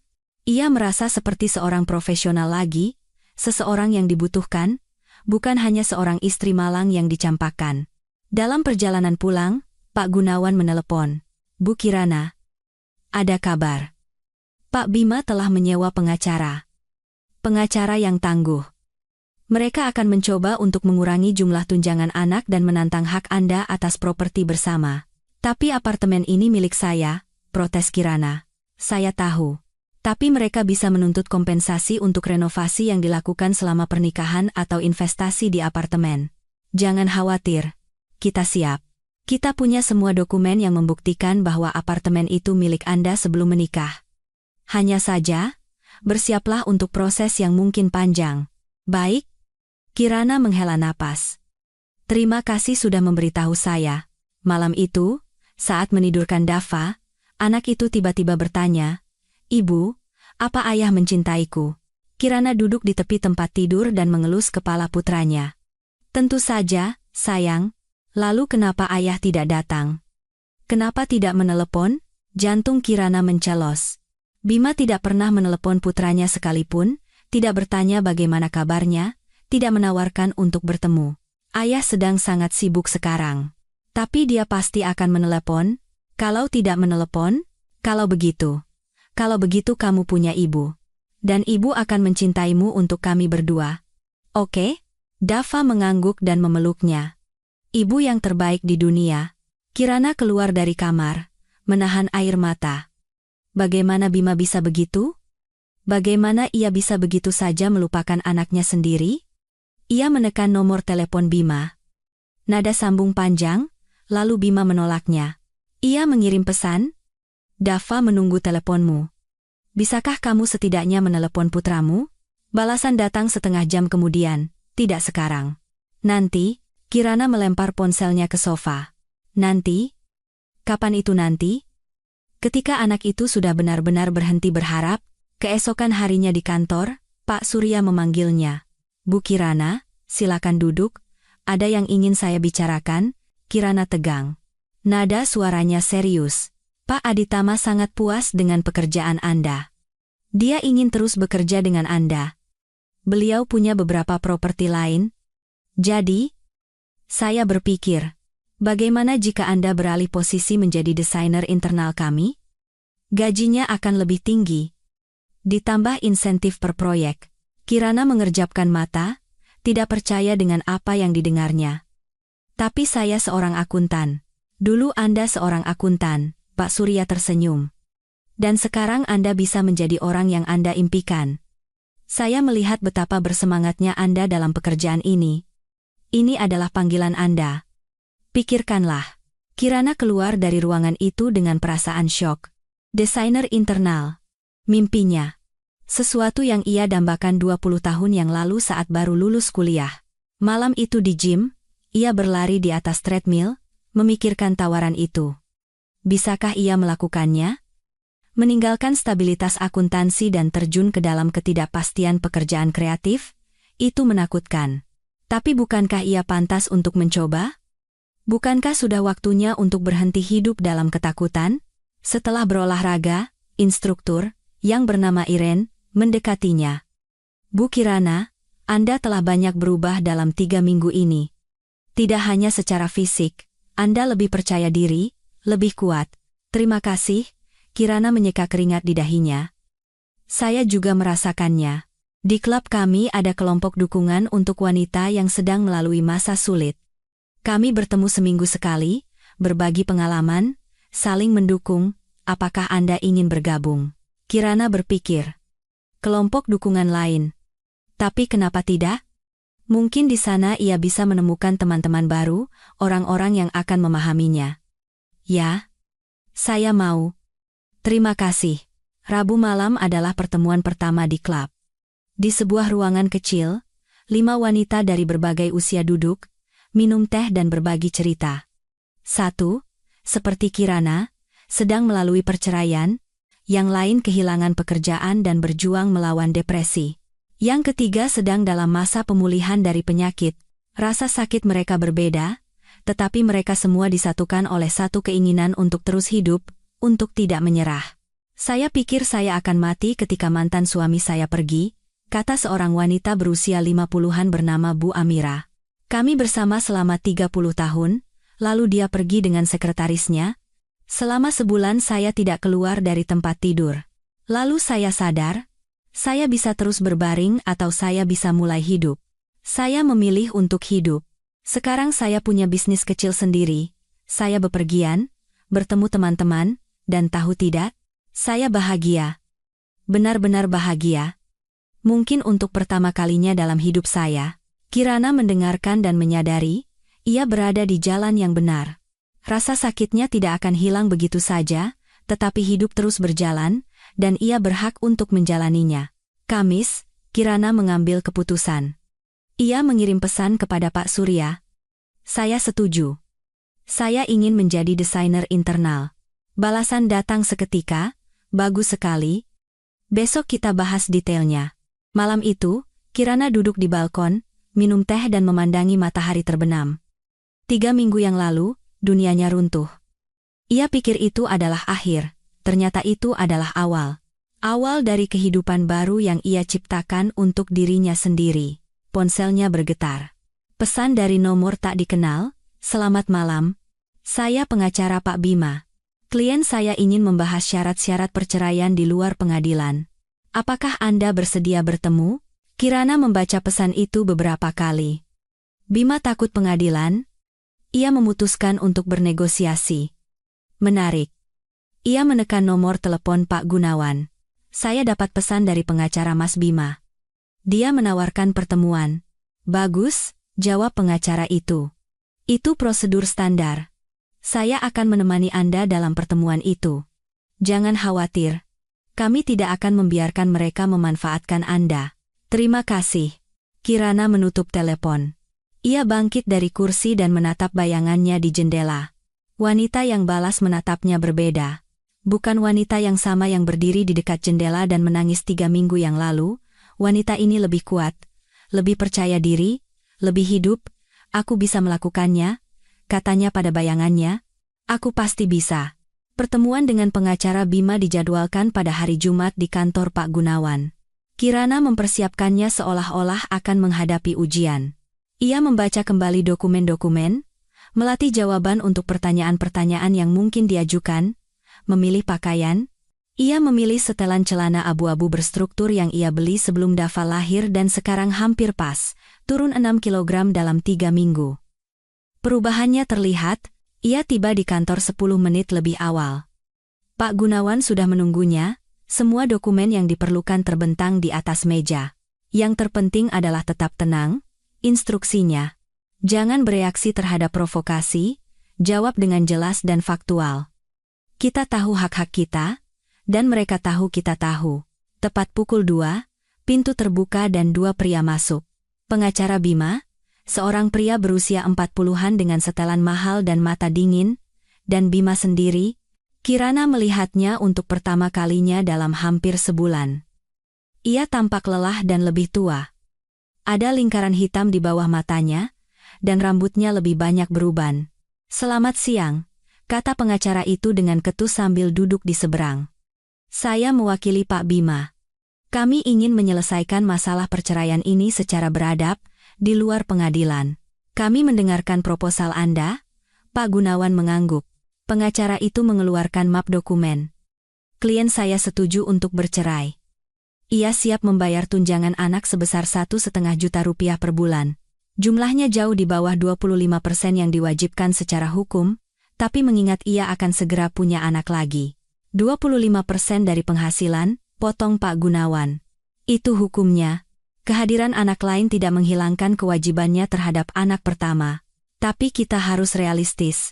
Pengacara itu mencondongkan tubuh ke depan. "Klien saya siap untuk kompromi. Selain itu, kami ingin membahas pembagian harta." "Harta apa?" Kirana tidak tahan. "Apartemen ini milik saya. Warisan dari orang tua saya sebelum menikah. Tapi renovasi dilakukan selama pernikahan, dengan dana bersama." Pengacara itu melihat dokumennya. "Klien saya berhak atas kompensasi, kami memperkirakannya sebesar 400 juta rupiah. Itu tidak masuk akal." Pak Gunawan mengeluarkan dokumennya sendiri. "Renovasi dilakukan 10 tahun yang lalu. Depresiasinya minimal 50%. Selain itu, klien Anda tinggal di apartemen itu selama ini tanpa membayar sewa, yang sudah merupakan kompensasi." Para pengacara mulai berdebat, saling melempar angka dan pasal hukum. Kirana duduk dan memperhatikan Bima. Ia menghindari tatapannya, terus-menerus melihat keluar jendela atau ke ponselnya. "Mas Bima," panggilnya pelan. Bima tersentak dan mengangkat kepala. "Pernahkah kamu memikirkan Dava sekali saja? Kamu tidak meneleponnya selama hampir sebulan. Dia menunggumu, bertanya tentangmu setiap malam." Bima mengangkat bahu. "Aku sibuk. Aku akan meneleponnya segera." "Segera? Kapan itu segera?" "Ketika anak keduamu lahir dan kamu benar-benar melupakan yang pertama?" "Bu Kirana, tolong." Pak Gunawan mencoba menenangkannya, tetapi ia tidak bisa berhenti. Semua yang terpendam di dalam dirinya meledak. "Kamu pengecut, Mas Bima. Kamu lari karena takut akan tanggung jawab. Lebih mudah memulai dari awal dengan gadis muda daripada menyelesaikan masalah dalam keluarga kita. Kamu egois. Selalu begitu." Bima berdiri, wajahnya memerah. "Kamu yang membuatku seperti itu, sikapmu, keluhanmu, ketidakberdayaanmu. Aku tidak bisa hidup seperti itu lagi. Lalu kenapa kamu tidak pergi lebih awal?" Kirana juga berdiri. "Kenapa kamu menunggu sampai kamu menemukan pengganti? Kenapa kamu menghinaku alih-alih jujur mengatakan bahwa cinta sudah pudar?" "Karena aku kasihan padamu," teriak Bima. "Aku pikir kamu tidak akan bertahan sendirian. Aku pikir kamu akan hancur tanpaku." "Nah, aku bertahan?" Kirana mendekatinya. "Aku tidak hancur. Mungkin kamu takut aku akan bertahan terlalu baik. Mungkin kamu takut aku akan sadar betapa mudahnya bernapas tanpa kritikmu yang terus-menerus." Keheningan menyelimuti ruangan. Para pengacara saling bertukar pandang. "Saya pikir kita sebaiknya istirahat sejenak," kata pengacara Bima. "Saya pikir kita sebaiknya melanjutkannya di pengadilan," kata Pak Gunawan tegas. "Sampai jumpa di pengadilan, tuan-tuan." Bima mengambil jaketnya dan pergi tanpa pamit. Pengacaranya mengumpulkan dokumennya dan mengikutinya. Pintu tertutup, dan Kirana terduduk di kursi. Tangannya gemetar. "Maaf," bisiknya. "Saya kehilangan kendali." "Tidak apa-apa," Pak Gunawan menuangkan segelas air untuknya. Terkadang membantu untuk mengatakan semuanya di depan wajah mereka. Sekarang kita tahu persis posisi mereka. Mereka akan mencoba menekan dan mengintimidasi Anda. Tapi argumen mereka lemah. Jangan khawatir, kita akan menang. Saat keluar dari kantor, Kirana merasakan kelegaan yang aneh. Ia telah mengatakan semua yang ia pikirkan kepada Bima. Ia tidak diam, tidak menahan diri, tidak menelan penghinaan. Ia angkat bicara, dan itu terasa benar. Dalam perjalanan pulang, Dina menelepon. Kirana, bagaimana pertemuannya? Baik. Mereka mencoba bernegosiasi, tapi kita tidak menyerah. Itu baru adikku. Dengar, hari Minggu ada waktu? Ada seseorang yang ingin kuperkenalkan. Siapa? Kirana tegang. Teman kantorku, Rama. Orang baik. Duda dengan 2 anak. Cerdas. Sopan. Kurasa kalian akan punya banyak hal untuk dibicarakan. Mbak? Terlalu cepat? Kirana menghela napas. Aku bahkan belum resmi bercerai. Bukan untuk kencan, hanya untuk bertemu. Siapa tahu bisa jadi teman. Kamu juga perlu memperluas pergaulan, tidak bisa hanya di rumah sendirian. Kirana berpikir. Mungkin sudah waktunya. Bukan untuk hubungan romantis, tentu saja, tetapi untuk interaksi manusia biasa. Baiklah, ia setuju. Aku akan datang. Malam itu, setelah Dava tertidur, Kirana duduk di depan komputer, mengerjakan rendering proyek Pak Aditama. Ia begitu asyik dengan pekerjaannya, sehingga lupa waktu. Memilih warna, menata furnitur, bereksperimen dengan pencahayaan. Pada satu titik, ia berhenti dan menatap layar. Ini indah, benar-benar indah, mungkin bahkan lebih baik dari karyanya 10 tahun yang lalu. Ia bangkit, berjalan ke cermin dan menatap dirinya dengan kritis. Wajahnya lebih tirus. Tulang pipinya lebih menonjol. Matanya tidak lagi kusam. Ada kilau di sana. Ya. Ia masih jauh dari gadis langsing yang dulu, tetapi ia sedang menuju ke sana. Dan yang terpenting, ia merasa hidup kembali. Ponselnya bergetar. Pesan dari Bu Amira dari kelompok dukungan, teman-teman, kita ketemu hari Sabtu, ngobrol-ngobrol di kafe. Kirana tersenyum dan membalas, tentu. Ia tidur dengan perasaan bahwa hidupnya membaik. Perlahan, bertahap, tetapi membaik. Sabtu cerah dan hangat. Kirana bertemu dengan para wanita dari kelompok dukungan di sebuah kafe kecil yang nyaman di pusat kota. Ada 6 dari mereka, Bu Amira, Irene dari pusat kebugaran, 2 wanita dari kelompok online, dan seorang anggota baru yang baru memulai perjalanannya setelah perceraian. Mereka duduk di meja besar dekat jendela, minum kopi dan berbagi kabar. Suasananya hangat, hampir seperti keluarga. Di sini, tidak perlu berpura-pura semuanya baik-baik saja. Di sini, kau bisa menjadi dirimu sendiri. Kemarin saya pergi nonton teater untuk pertama kalinya dalam setengah tahun, kata salah satu wanita, Nuri. Sendirian. Dulu saya pikir memalukan pergi kemana-mana tanpa pasangan. Tapi tahu tidak, itu luar biasa. Saya menonton pertunjukan tanpa ada yang mengganggu, benar-benar tenggelam di dalamnya. Hebat sekali. Saya mendaftar kursus bahasa Inggris, yang lain berbagi. Selalu ingin belajar, tapi suami saya bilang itu buang-buang waktu dan uang. Sekarang tidak ada yang memberitahu saya apa yang harus saya lakukan. Kirana mendengarkan dan menyadari, masing-masing dari mereka merebut kembali hak atas hidup mereka. Langkah-langkah kecil, tetapi mereka bergerak maju. Saya juga punya kabar, kata Kirana. Saya berganti pekerjaan. Dari akuntan menjadi desainer. Kembali ke apa yang saya impikan 20 tahun yang lalu. Wow. Salut untuk keberanianmu. Untuk awal yang baru. Bu Amira mengangkat cangkirnya. Mereka mendentingkan cangkir, dan Kirana merasakan kehangatan di dalam dirinya. Ia sekarang punya teman. Teman sejati yang memahaminya tanpa kata-kata. Setelah kafe, mereka berjalan-jalan di toko-toko. Irene menyeret Kirana ke toko perlengkapan olahraga. Kamu butuh pakaian olahraga yang layak, katanya. Bukan celana training longgar itu. Kamu harus melihat tubuhmu, bagaimana perubahannya. Itu memotivasi. Kirana menolak, tetapi Irene bersikeras. Akhirnya, mereka memilih beberapa set, legging dan atasan yang cerah dan cantik. Ketika Kirana mencoba salah satunya dan melihat dirinya di cermin, reaksi pertamanya adalah rasa malu. Legging itu menempel di pinggulnya, atasan itu menonjolkan perutnya. "Tidak bagus," katanya. "Sekarang lihat lagi," Irene berdiri di sampingnya. "Jangan lihat apa yang tidak kamu suka, lihat apa yang sudah berubah. Lihat, kakimu lebih kencang. Lenganmu juga, posturmu lebih baik, kamu bukan dirimu yang sebulan lalu." Kirana melihat lebih dekat. Memang benar. Perubahannya kecil. Tetapi ada. "Saya ambil yang ini," katanya tegas. Malam itu di rumah, saat membongkar belanjaannya, Kirana mendapati dirinya hanya tersenyum. Tanpa alasan. Kapan terakhir kali ia hanya tersenyum? Minggu dimulai dengan lari pagi. Kirana bangun pagi saat Dava masih tidur, mengenakan salah satu set pakaian olahraga barunya dan pergi keluar.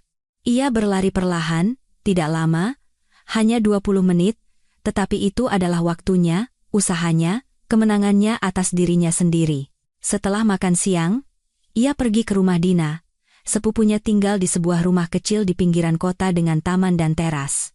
Saat Kirana tiba, sudah ada tamu lain, beberapa pasangan dengan anak-anak, memanggang burger, musik diputar. "Kirana, ini Rama," Dina membawa seorang pria berusia 40-an ke arahnya, "teman kantorku," yang kuceritakan. Rama tinggi, dengan wajah ramah dan mata yang lembut. Ia tersenyum dan mengulurkan tangan. "Senang sekali bertemu dengan Anda." "Dina sudah banyak bercerita. Semoga yang baik-baik saja," kata Kirana sambil menjabat tangannya. "Hanya yang baik-baik. Katanya Anda seorang desainer berbakat." Mereka mengobrol dengan mudah dan santai. Rama bekerja sebagai programmer. Ia bercerai 2 tahun lalu dan membesarkan 2 anak, seorang putra dan seorang putri. Ia tidak mengajukan pertanyaan yang tidak nyaman, tidak mengorek. Ia hanya bercerita tentang dirinya dan mendengarkan ceritanya. "Tahu tidak apa yang paling sulit setelah perceraian?" tanyanya saat mereka duduk di teras dengan gelas jus. "Mempercayai bahwa kau bisa bahagia lagi. Bahwa hidup belum berakhir. Selama tahun pertama saya seperti zombie. Pekerjaan, anak-anak, rumah, dan selesai. Lalu saya sadar. Saya tidak bisa hidup seperti itu. Saya harus benar-benar hidup." "Bagaimana Anda memulainya?" tanya Kirana, "Dari langkah-langkah kecil. Saya bergabung dengan klub renang, mulai membaca buku-buku yang sudah lama saya tunda, bertemu teman-teman lama, lalu secara bertahap muncul hobi baru, orang-orang baru, dan sekarang, 2 tahun kemudian, saya bahagia dengan cara saya sendiri." Tapi bahagia, Kirana mendengarkan dan berpikir, mungkin ini resepnya, langkah-langkah kecil, melakukan sesuatu untuk diri sendiri setiap hari. Tidak menunggu terobosan besar, hanya terus maju. Saat akan pulang malam itu, Rama berkata, "Saya sangat senang bertemu dengan Anda. Bisakah kita bertemu lagi suatu saat nanti? Sekadar mengobrol. Rasanya kita mirip, kita berdua sedang belajar untuk hidup kembali." "Ya," Kirana setuju. "Tentu." Mereka bertukar nomor. Kirana tidak merasakan perasaan romantis apapun terhadap Rama, tapi sekarang ia punya seseorang yang memahaminya tanpa kata-kata. Dan itu penting. Saat kembali ke rumah, sebuah kejutan menantinya. Sebuah catatan dari Dava, digambar dengan pensil warna, tergeletak di meja makan. "Ibu adalah yang terbaik. Aku cinta ibu." Di sebelahnya ada gambar dirinya dan Dava bergandengan tangan, di sekelilingnya matahari, bunga, dan pelangi. Kirana memeluk gambar itu ke dadanya dan tersenyum bercampur air mata. Inilah yang ia perjuangkan. Untuk anak ini, untuk masa depan mereka. Malam itu, setelah Dava tertidur, Kirana membuka laptop dan memeriksa emailnya. Sebuah pesan dari Pak Aditama. "Bu Kirana, renderingnya luar biasa. Saya sangat terkesan. Kapan kita bisa mulai merealisasikan proyek ini? Dan saya ingin membahas kemungkinan kerjasama permanen untuk 2 properti lain yang saya miliki." Kirana membaca email itu 3 kali. Kerjasama permanen? Lebih banyak proyek. Ini berarti pendapatan yang stabil dan kesempatan untuk berkembang dalam pekerjaan yang ia cintai. Ia menulis balasan, Saya siap untuk memulai kapan saja. Saya senang membahas kerjasama lebih lanjut. Setelah mengirim email, ia bersandar di kursinya dan menatap keluar jendela. Sebulan yang lalu, dunianya runtuh. Ia pikir itu adalah akhir. Ternyata itu adalah awal. Awal dari kehidupan baru, kehidupannya. Ponselnya bergetar. Pesan dari Rama. Terima kasih untuk malam yang menyenangkan. Anda wanita yang luar biasa. Jangan biarkan siapapun mengatakan sebaliknya. Kirana tersenyum. Mungkin ia memang wanita yang luar biasa, mungkin ia selalu begitu, hanya saja ia lupa. 2 minggu lagi berlalu. Kirana secara resmi pindah ke posisi desainer internal, dan hidupnya berubah drastis. Sekarang ia tidak lagi datang ke kantor jam 8 pagi untuk menatap laporan yang membosankan. Tetapi jam 10, bertemu klien, membahas proyek, merealisasikan ide. Proyek Pak Aditama berjalan dengan sukses, dan ia benar-benar menawarkan 2 proyek lagi, sebuah kafe dan sebuah rumah pribadi. Kirana bekerja sampai larut, tetapi itu adalah jenis kelelahan yang berbeda yang memberi energi, bukan yang menguras tenaga. Ia telah kehilangan 15 kilogram. Celana jeans lamanya yang tidak bisa ditutup resletingnya selama setengah tahun sekarang longgar. Wajahnya menjadi tirus, tulang pipinya menonjol. Di cermin, ia melihat wanita yang hampir ia lupakan percaya diri, bersemangat, bersinar. Rama menjadi temannya. Mereka hampir setiap hari saling mengirim pesan, berbagi kabar, sesekali berjalan-jalan bersama anak-anak mereka. Tidak ada yang romantis di antara mereka, tetapi ada dukungan, pengertian, dan persahabatan. Suatu malam, duduk di taman sambil memperhatikan anak-anak mereka bermain di taman bermain, Rama berkata, "Aku kagum melihatmu. Kamu telah banyak berubah dalam sebulan setengah. Bukan hanya penampilanmu. Kamu bersinar dari dalam. Benarkah?" Kirana tersenyum. "Sungguh. Saat pertama kali kita bertemu, kamu tampak hancur, terpojok. Tapi sekarang kamu seperti burung phoenix yang bangkit dari abu." "Mungkin begitu," kata Kirana termenung. "Mungkin aku harus terbakar habis untuk bisa memulai dari awal." Malam itu di rumah, ia mengeluarkan buku harian yang ia mulai setelah Bima pergi. Ia membaca kembali catatan pertamanya, yang penuh dengan rasa sakit, keputusasaan, dan kebencian pada diri sendiri. Dan ia membaca catatan terakhir tentang proyek baru, olahraga, pertemuan dengan teman-teman, rencana untuk masa depan. Hari ke-45. Hari ini, untuk pertama kalinya dalam beberapa tahun, aku melihat diriku di cermin dan tidak berpaling. Aku belum sampai di tempat yang kuinginkan, tapi aku juga tidak lagi berada di tempat yang dulu, dan itu yang terpenting. Keesokan harinya, Pak Gunawan menelepon dan memberitahu bahwa sidang pengadilan dijadwalkan 2 minggu lagi. "Bersiaplah," ia memperingatkan. "Pengacara Bima akan mencoba menggambarkan Anda sebagai orang yang tidak stabil, yang tidak mampu merawat anak dengan baik. Kita butuh bukti sebaliknya." "Bukti apa?" tanya Kirana cemas. "Surat keterangan dari kantor tentang posisi dan gaji baru Anda. Surat rekomendasi dari TK bahwa Anda adalah ibu yang bertanggung jawab, kesaksian dari tetangga atau teman juga akan bagus. Apapun yang bisa membuktikan kompetensi Anda." Kirana mulai mengumpulkan dokumen. Pak Surya dengan senang hati menulis surat rekomendasi, menyebutkan profesionalisme dan tanggung jawabnya. Guru Dava juga memberikan ulasan positif. Tetangganya, Sari, setuju untuk bersaksi. Tetapi yang terpenting, Kirana merasa kuat. Ia tidak lagi takut pada pengadilan. Apapun yang akan dilakukan Bima dan pengacaranya, ia punya bukti bahwa ia adalah ibu yang baik dan orang yang kompeten. Seminggu sebelum sidang, Bima tiba-tiba menelepon. Bukan pesan, tetapi telepon. "Kirana, kita perlu bicara." Suaranya terdengar lelah. "Bukan di telepon. Mari kita bertemu. Hanya kita berdua. Tanpa pengacara." Kirana ragu-ragu. Kenapa ia menginginkan ini? Apa rencananya? Di mana dan kapan? "Besok, di kafe tempat kita pertama kali bertemu." Ingat? Ia ingat. Kafe kampus, dekat universitas lama mereka, 20 tahun yang lalu, di sanalah mereka pertama kali berbicara, pertama kali berciuman. Baiklah. Jam 6 sore. Keesokan harinya, Kirana tiba di kafe tepat pukul 6 sore. Bima sudah menunggu di meja dekat jendela. Di depannya ada 2 cangkir kopi, satu dengan susu, satu hitam. Ia ingat bahwa Kirana suka kopi dengan susu. "Hai," katanya sambil duduk di seberangnya. "Hai." Bima menatapnya, dan Kirana melihat kebingungan di matanya. "Kamu kurusan sekali. Kamu terlihat baik, terima kasih." Keheningan yang canggung menyelimuti mereka. "Kirana, aku ingin minta maaf," katanya akhirnya. "Untuk semua yang kukatakan padamu. Untuk caraku memperlakukanmu. Itu salah." Kirana mendengarkan dalam diam. "Aku egois.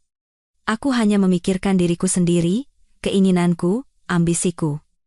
Aku lupa bahwa aku punya keluarga, tanggung jawab padamu dan Dava." "Kenapa kamu mengatakan ini sekarang?" tanya Kirana. Bima mengusap wajahnya dengan tangan. "Karena aku sadar aku telah membuat kesalahan. Rania, dia tidak seperti yang kukira." Begitu kehamilan dimulai pula kejengkelan dan tuntutan. Dia ingin apartemen mahal, mobil, pengasuh bayi. Dia terus-menerus membandingkanku dengan suami teman-temannya, mengatakan aku tidak menghasilkan cukup uang. Kirana mendengus. "Jadi, apa yang ingin kamu dengar dariku? Bahwa aku memaafkanmu? Bahwa aku siap menerimamu kembali?" Aku tidak tahu." Bima mengakui dengan jujur. "Aku hanya sadar bahwa bersamamu itu baik, stabil, bisa diandalkan. Kamu tidak pernah menuntut lebih. Karena aku tidak tahu bahwa aku pantas mendapatkan lebih," kata Kirana pelan, "karena kamu meyakinkanku bahwa aku bukan apa-apa, bahwa aku beruntung kamu mau bersamaku. Tapi tahu tidak, Mas Bima? Aku sadar, kamulah yang beruntung aku bersamamu selama bertahun-tahun ini." Bima menatapnya kaget.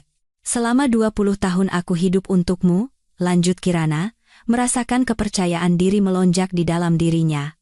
"Aku menyesuaikan diri denganmu, mengorbankan mimpiku, mengabaikan kekuranganku. Tapi begitu ada masalah, kamu lari. Kamu menemukan seorang gadis muda yang tampak sempurna bagimu. Tapi tahu tidak apa masalahmu? Kamu mencari yang ideal, dan yang ideal itu tidak ada.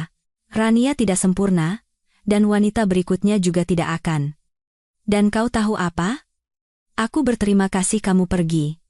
Sungguh, jika kamu tidak pergi, aku akan tetap menjadi wanita yang takut dan tidak bahagia itu, yang berpikir bahwa ia tidak pantas dicintai. Dan sekarang aku sadar, aku pantas, aku berbakat, kuat, dan cantik. Dan aku akan menemukan seseorang yang akan menghargainya." Bima duduk diam, tak bisa berkata-kata. Kirana bangkit dan mengambil dompetnya. "Aku tidak ingin merusak hidupmu, Mas Bima. Aku tidak ingin balas dendam. Aku ingin keadilan.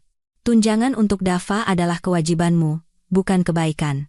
Kamu akan tetap menjadi ayahnya, dan aku tidak akan pernah membuat putraku menentangmu, tapi kita selesai. Kita tidak akan pernah bersama lagi." Ia keluar dari kafe tanpa menoleh ke belakang. Berjalan di jalanan, ia merasa benar-benar bebas untuk pertama kalinya dalam beberapa bulan. Ia telah mengatakan semua yang ingin ia katakan. Ia telah membebaskan dirinya dari beban masa lalu. Seminggu kemudian, sidang pengadilan diadakan. Kirana datang dengan rambut tertata rapi, riasan tipis, mengenakan setelan celana. Pak Gunawan duduk di sampingnya. Semua dokumen yang diperlukan tergeletak di depan mereka. Bima duduk di seberang ruangan bersama pengacaranya. Ia tampak kalah dan tidak menatapnya. Pengacara Bima mencoba menggambarkan Kirana sebagai orang yang tidak stabil, mengacu pada cuti sakitnya karena gangguan saraf. Tetapi Pak Gunawan dengan mudah membantahnya, menunjukkan surat keterangan tentang pekerjaan barunya, surat rekomendasi, dan pernyataan saksi. "Klien saya tidak hanya mengatasi situasi hidup yang sulit, tetapi juga muncul darinya sebagai orang yang lebih kuat dan lebih berprestasi," katanya. "Dia telah beralih ke pekerjaan yang lebih menjanjikan, berolahraga, dan berpartisipasi aktif dalam kehidupan anaknya.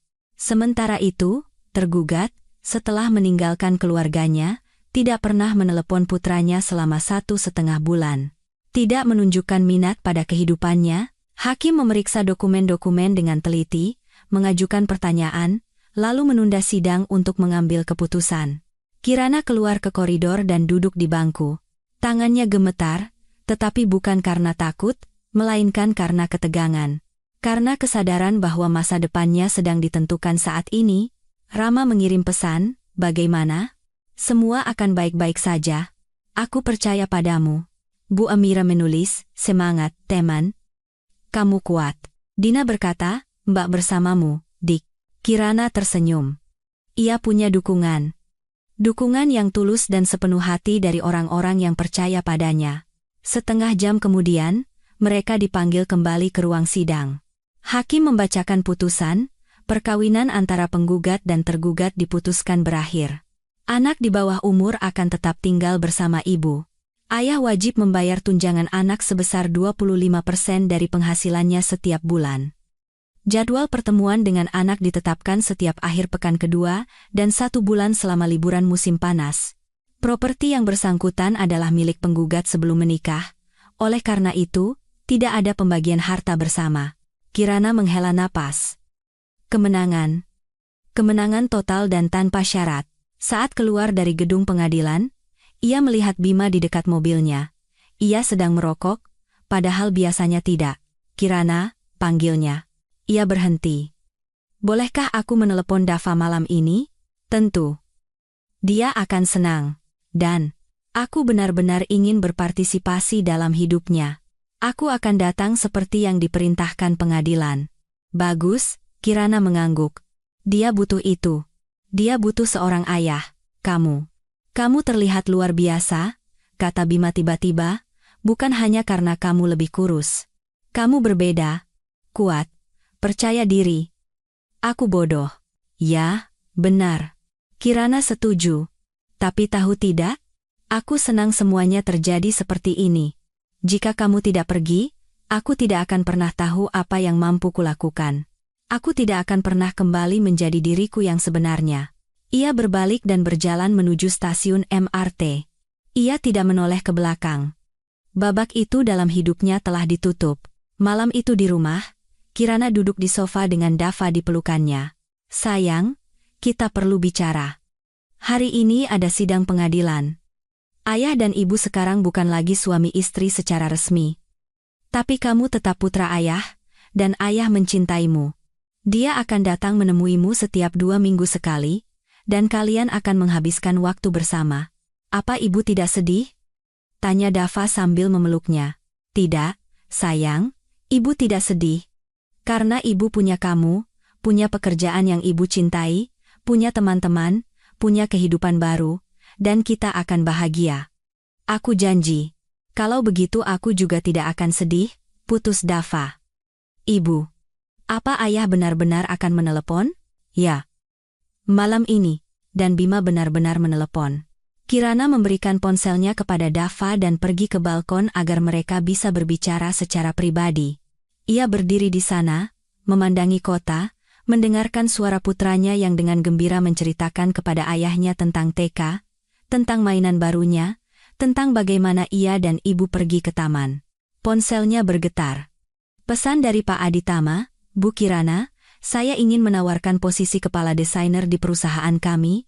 Kami akan membuka biro desain. Apakah Anda tertarik?" Kirana membaca pesan itu beberapa kali. Kepala desainer? Bironya sendiri. Itu lebih dari sekadar mimpi. Itu adalah kehidupan yang sama sekali baru. Ia menulis balasan, "Sangat tertarik. Saya ingin membahas detailnya." Lalu ia duduk di kursi balkon, memeluk lututnya, dan tersenyum. 1,5 bulan yang lalu, ia berdiri di dekat jendela, dan tidak tahu bagaimana harus hidup. Ia pikir hidupnya sudah berakhir. Ia pikir ia adalah wanita yang tidak berguna, gemuk, dan menyedihkan. Dan sekarang, ia bebas. Ia punya pekerjaan yang menarik, prospek karir, putra yang luar biasa, dan teman-teman sejati. Ia telah kehilangan 15 kilogram dan terus bekerja untuk dirinya sendiri, bukan untuk mantan suaminya, bukan untuk membuktikan sesuatu kepada seseorang, tetapi hanya untuk dirinya sendiri. Keesokan paginya, ketika Bima datang untuk mengambil barang-barang terakhirnya yang tersisa di gudang, ia melihat sebuah catatan di meja makan. Ia membukanya, membacanya, dan merasakan hawa dingin menjalari tulang punggungnya.